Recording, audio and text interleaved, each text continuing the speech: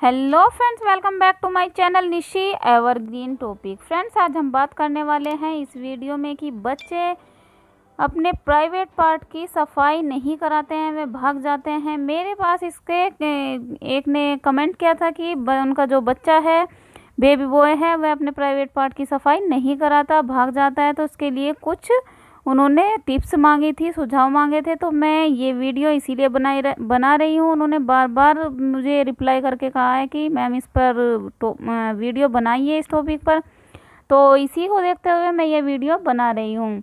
तो चलिए बात करते हैं कि ऐसा क्या करें कि बच्चे अपने प्राइवेट की पार्ट की सफाई आसानी से करा लें। आपने देखा होगा, बच्चा जब तक 1 साल का रहता है तो आराम से अपने प्राइवेट पार्ट की सफाई करा लेता है, चाहे वह बेबी गर्ल हो या बेबी बॉय हो। तो हम आराम से उनकी साफ़ सफाई कर सकते हैं। लेकिन जब बच्चा 2 से 3 साल का होता है तो वह रोने लगता है, भागने लगता है। तो ऐसे में क्या करना चाहिए हमें? मैं आपको बता दूं कि मेरा बेटा भी 1 साल प्लस में है, तो वह भी ऐसा ही करता है, भागने लगता है। तो मैं उसे कैसे मनाती हूँ प्राइवेट पार्ट को साफ़ करने के लिए, उसे कैसे खेल में लगाती हूँ या क्या करती हूँ कि वह अपने प्राइवेट पार्ट की सफाई आराम से करा ले। तो जब वह भागने लगता है इधर उधर, तो मैं आपको बता दूँ, मैं उसका जो पसंदीदा खेल है, मैं उसमें उसको लगाकर उसके प्राइवेट पार्ट की सफाई करती हूँ। जैसे मेरे बेटे को पानी में जाना बहुत ज़्यादा पसंद है, तो मैं क्या करती हूँ, एक टब पानी का भर लेती हूँ। अब जैसे कि गर्मियाँ हैं और उसके पास उसे छोड़ देती हूँ। जैसे कि पानी का टब भर दिया तो वो उसमें हाथों को डुबाता है, थपथपाता है, तो वो उसमें खेलता रहता है और मैं आसानी से उसके प्राइवेट पार्ट की सफाई कर देती हूँ। तो मेरे कहने का मतलब है, बच्चे को जो भी गेम, जो भी खेल पसंद है, उसे उस चीज़ में लगाइए और उसके प्राइवेट पार्ट की सफाई कर दीजिए। अब बात करते हैं जो 4 से 5 साल के बच्चे होते हैं, उनको कैसे हैंडल किया जाए, कि उन्हें कैसे समझाया जाए कि प्राइवेट पार्ट की सफाई करना वो कितना ज़रूरी होता है और उन्हें करानी चाहिए। तो उनके लिए क्या करना चाहिए? उन्हें आप यह समझा सकते हैं कि बेटा, अगर आपने यहाँ से सफाई नहीं कराई तो आपको यहाँ पे दर्द हो सकता है, यहाँ पे आपको चोट लग सकती है। इस तरह की आप बातें उनको बता सकते हैं, क्योंकि 4 से 5 साल के बच्चे जो होते हैं वे आसानी से बातों को समझने लगते हैं। उन्हें दर्द का, हंसी का, खुशी का या चोट लगने का अंदाज़ा होता है कि क्या अच्छा है उनके लिए और क्या बुरा। और आप उनको बता सकते हैं कि यहाँ की अगर आप सफाई नहीं करेंगे तो कितना गंदा हो जाएगा, यहाँ पर बैक्टीरिया हो जाएंगे। अगर वो इस चीज़ को भी नहीं मान रहा है तो आप उसे कैसे मना सकते हैं? जैसे कि आप उसे कहिए कि अच्छा चलो ठीक है, आप साफ़ करो, मैं कुछ नहीं करूँगी। तो बच्चा अपने आप सफाई करने लगता है। अगर वह गलत साफ़ कर रहा है या गलत वैसा कर रहा है तो आप उसको बताएं कि ऐसे नहीं, ऐसे कीजिए, या आप उसको कहिए कि चलो आप हट जाओ, आपसे सही नहीं हो रहा है, इसको मैं करके दिखाती हूँ। तो आप ऐसा करके आप बच्चे के प्राइवेट पार्ट की सफाई आसानी से कर सकते हैं, चाहे वो बेबी गर्ल है या बेबी बॉय है। तो आप उसे आसानी से साफ़ कर दीजिए और बच्चे को भी धीरे धीरे इस चीज़ के बारे में ज्ञान होने लगेगा कि यहाँ की सफाई होनी चाहिए, और वह भी इस चीज़ पर थोड़ा कम ही सही लेकिन ध्यान ज़रूर देने लगेगा।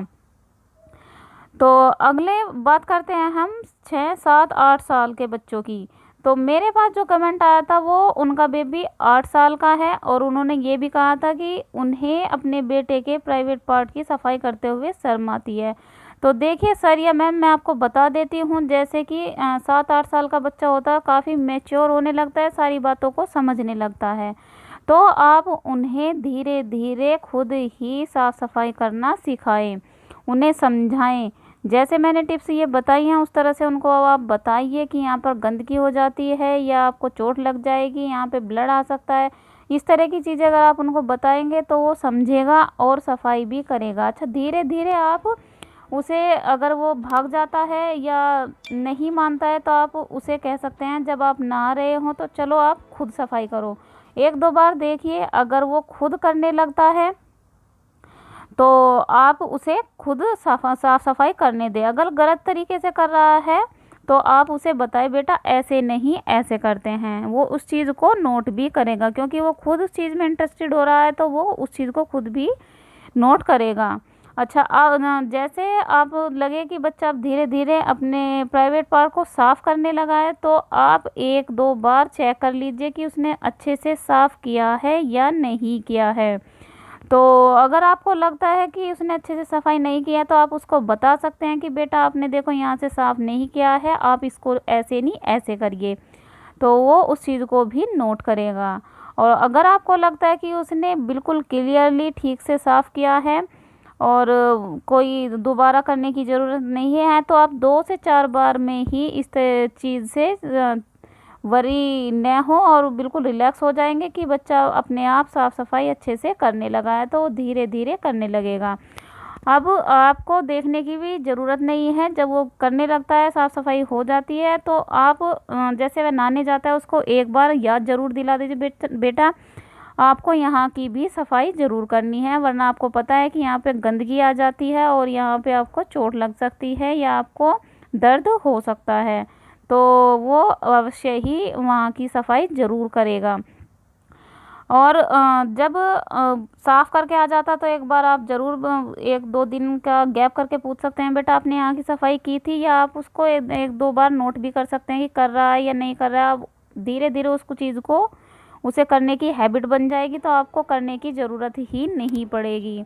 तो आप इन सारी चीज़ों को फॉलो करिए, इन टिप्स को फॉलो करिए, आपको पक्का इन चीज़ों से रिजल्ट मिलेगा और बच्चे खुद ही करना सीख जाएंगे।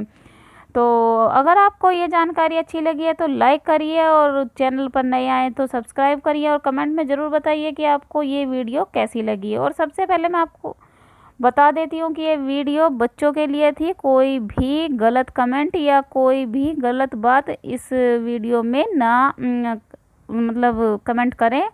तो मेरी आपसे रिक्वेस्ट है, thanks for watching this video.